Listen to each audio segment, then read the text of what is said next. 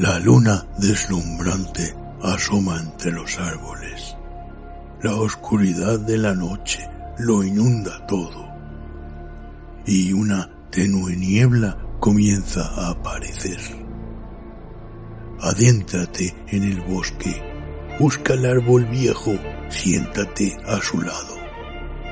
Ponte cómodo, cierra los ojos y escucha la historia que traen hasta ti las criaturas de la noche. Bienvenidos. Estos son los cuentos del bosque oscuro.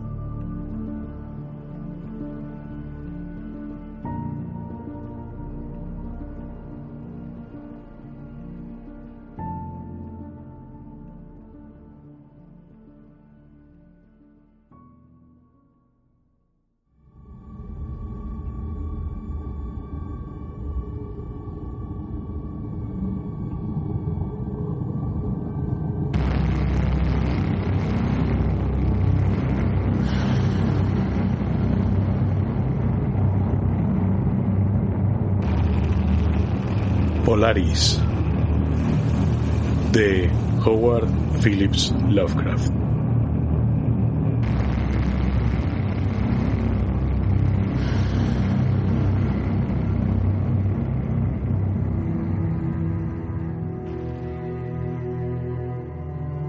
El resplandor de la estrella polar penetra por la ventana norte de mi cámara.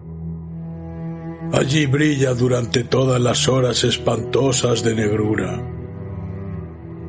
Y durante el otoño, cuando los vientos del norte gimen y maldicen, y los árboles del pantano, con las hojas rojizas, susurran cosas en las primeras horas de la madrugada, bajo la luna menguante y cornuda, me siento junto a la ventana y contemplo esa estrella.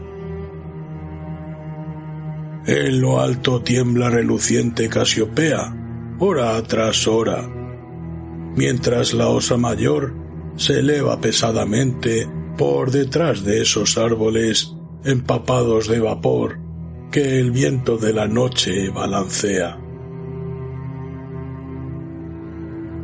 Antes de romper el día, Arturus parpadea rojizo por encima del cementerio de la loma, y la cabellera de Berenice resplandece espectral allá en el oriente misterioso.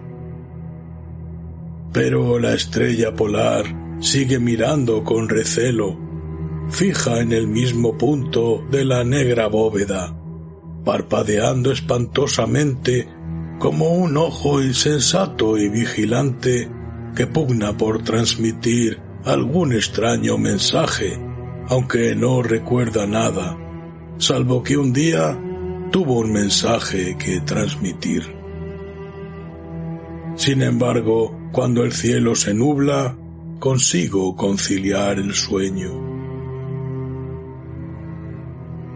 Nunca olvidaré la noche de la gran aurora, cuando jugaban sobre el pantano los horribles centelleos de la luz demoníaca. Después de los destellos llegaron las nubes y luego el sueño. Y bajo una luna menguante y cornuda vi la ciudad por primera vez. Se asentaba callada y soñolienta sobre una meseta que se alzaba en una depresión entre picos extraños. Sus murallas eran de horrible mármol, al igual que sus torres, columnas, cúpulas y pavimentos. En las calles había columnas de mármol en cuya parte superior se alzaban esculpidas imágenes de hombres graves y barbados. El aire era cálido y manso, y en lo alto, apenas a 10 grados del cenit, brillaba vigilante esa estrella polar. Mucho tiempo estuve contemplando la ciudad sin que llegara el día. Cuando el rojo Aldebarán que parpadea a baja altura sin ponerse, llevaba ya hecho un cuarto de su camino por el horizonte, vi luz y movimiento en las casas y las calles. Formas extrañamente vestidas, a un tiempo nobles y familiares, deambulaban bajo la luna menguante y cornuda. Los hombres hablaban sabiamente en una lengua que yo entendía, si bien era distinta de la que conocía. Y cuando el rojo Aldebarán hubo recorrido más de la mitad de su trayecto, volvió el silencio y la oscuridad.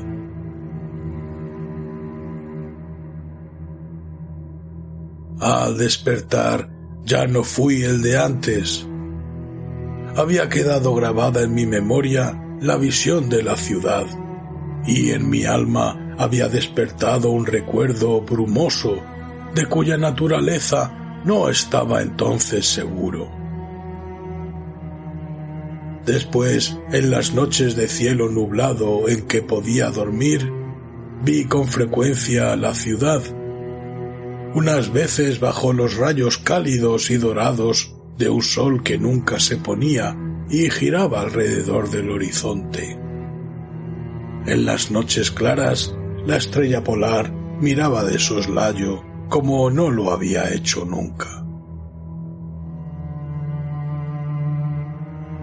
Gradualmente empecé a preguntarme cuál podía ser mi sitio en aquella ciudad de la extraña meseta entre extraños picos. Contento al principio de contemplar el paisaje como una presencia incorpórea que todo lo observaba, deseé luego definir mi relación con ella y hablar con los hombres graves que a diario discutían en las plazas. Me dije a mí mismo, esto no es un sueño, pues ¿por qué medio puedo probar que es más real esa otra vida de las casas de piedra y ladrillo, al sur del siniestro pantano y del cementerio de la loma, donde cada noche la estrella polar atisba furtiva por mi ventana?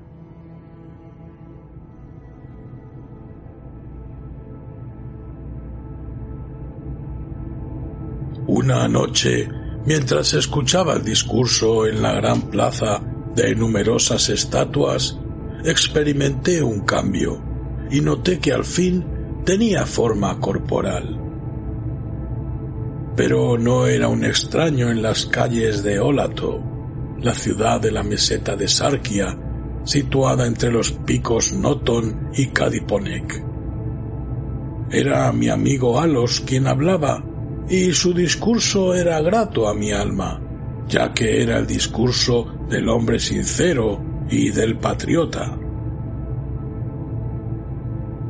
Esa noche tuve noticia de la caída de Daikos y del avance de los Inutos, demonios achaparrados, amarillos y horribles, que 5 años antes habían surgido del desconocido occidente para asolar los confines de nuestro reino y sitiar muchas de nuestras ciudades.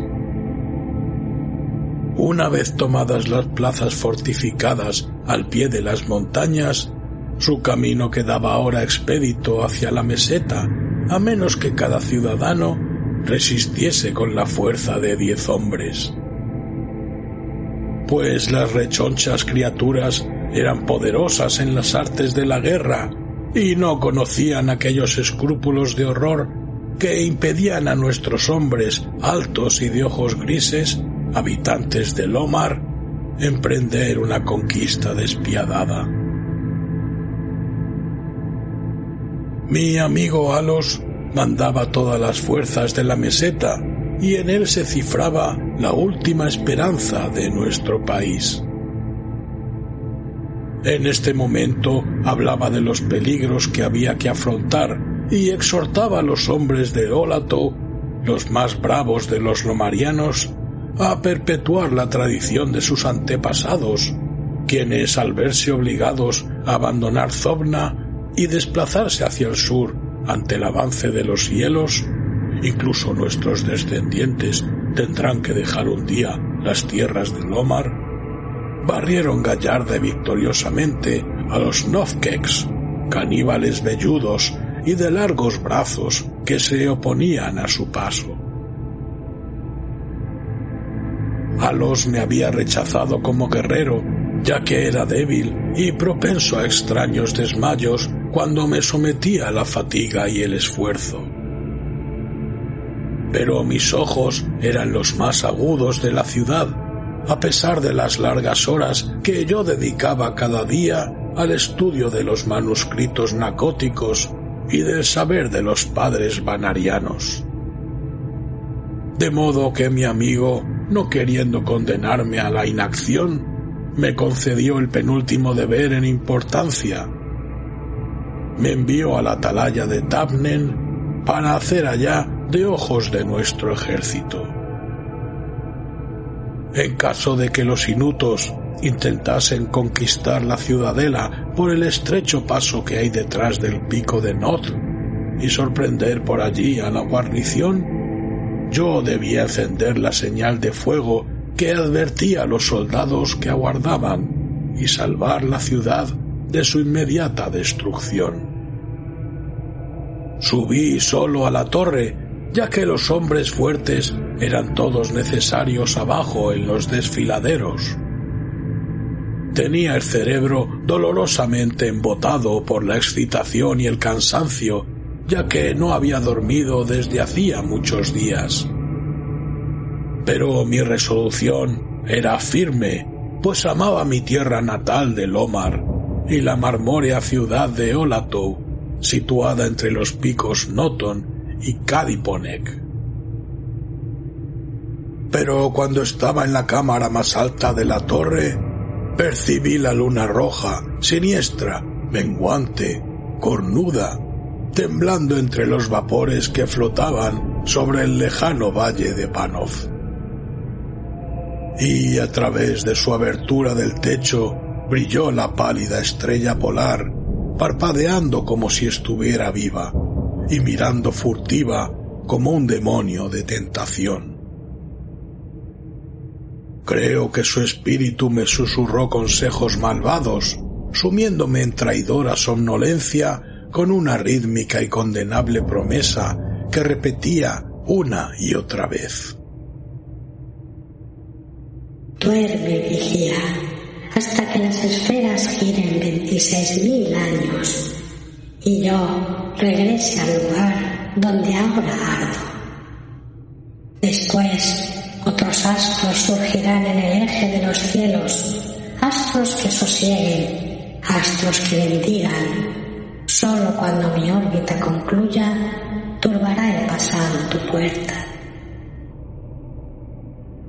En vano traté de vencer mi somnolencia, intentando relacionar esas extrañas palabras con alguno de los saberes celestes que yo había aprendido en los manuscritos nacóticos.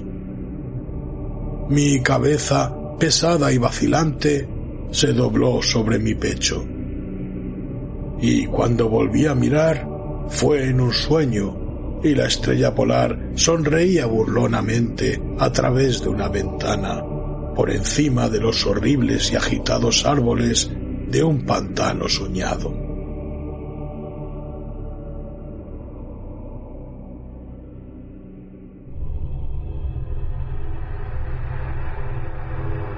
Y aún continúo soñando. En mi vergüenza y desesperación, grito a veces frenéticamente, suplicando a las criaturas soñadas de mi alrededor que me despierten. No vaya a ser que los inutos suban furtivamente por detrás del pico de Noton y tomen la ciudadela por sorpresa. Pero estas criaturas son demonios, se ríen de mí y me dicen que no sueño. Se burlan mientras duermo. Entretanto, puede que los enemigos achaparrados y amarillos se estén acercando a nosotros con sigilo. He faltado a mi deber y he traicionado a la marmórea ciudad de Olatou. he sido desleal a Alos, mi amigo y capitán. Sin embargo, estas sombras de mis sueños se burlan de mí. Dicen que no existe ninguna tierra de Lomar, salvo en mis nocturnos desvaríos.